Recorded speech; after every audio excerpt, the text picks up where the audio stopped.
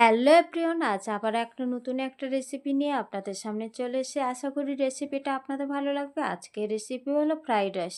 তো চলুন কিভাবে ফ্রাইড রাইস বানাতে হয় আরেকবার দেখিয়ে দিই। ফার্স্ট আমি এখানটা বাসমতি চাল নিয়েছি, 1 ঘন্টা ভিজিয়ে রেখেছিলাম। তারপরে গাজর, বিনস, ক্যাপসিকাম কেটে ধুয়ে রেডি করে নিয়েছি। তারপরে হাঁড়ির মধ্যে জল দিয়ে দেবো, ওর মধ্যে চালটা দিয়ে সাদা তেল আর লবণ দিয়ে দেবো, একটু নেড়ে ছেড়ে তারপরে চাপা দিয়ে মিডিয়াম আঁচে ফুটিয়ে নেবো। দেখুন আমার ভাতটা হয়ে গেছে। এবার আমি নামিয়ে ফ্যানটা ঝাড়িয়ে নেবো, তারপরে প্লেটের মধ্যে ঢেলে ঠান্ডা করতে দেবো। এদিকে কড়া বসিয়ে দেবো, কড়ার মধ্যে তেল দিয়ে দেবো, তারপরে ঘি দিয়ে দেবো, তারপর তেজপাতা গরম মশলা দিয়ে দেবো, হালকা ভেজে নেবো। তারপরে গাজরটা দিয়ে দেবো, দিয়ে হালকা ভেজে নেবো গাজরটা।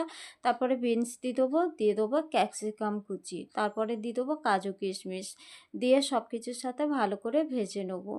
দেখুন ভালোভাবে আমার ভাজা হয়ে গেছে। এবার আমি ওর মধ্যে ভাতটা দিয়ে দেবো, দিয়ে একটু নেড়ে ছেড়ে তারপরে দিয়ে দেবো পরিমাণ মতো লবণ, তারপরে পরিমাণ মতন চিনি দিয়ে দেবো কয়েকটা কাঁচা লঙ্কা চেরা, তারপরে গোলমরিচ গুঁড়ো দিয়ে 5 থেকে 10 মিনিট সব কিছুর সাথে ভালো করে ভেজে নেবো। লাস্টে নামানোর আগে ঘি দিয়ে দেবো, দিয়ে একটু নেড়ে ছেড়ে নামিয়ে নেবো। দেখুন আমার তৈরি হয়ে গেছে ফ্রাইড রাইস। এবার গরম গরম ফ্রাইড রাইসের সাথে চিকেন কষায় পরিবেশন করুন। চলুন আমি এবার টেস্ট করি কেমন হয়েছে। সত্যি বলছি বন্ধুরা, সব মিলে জাস্ট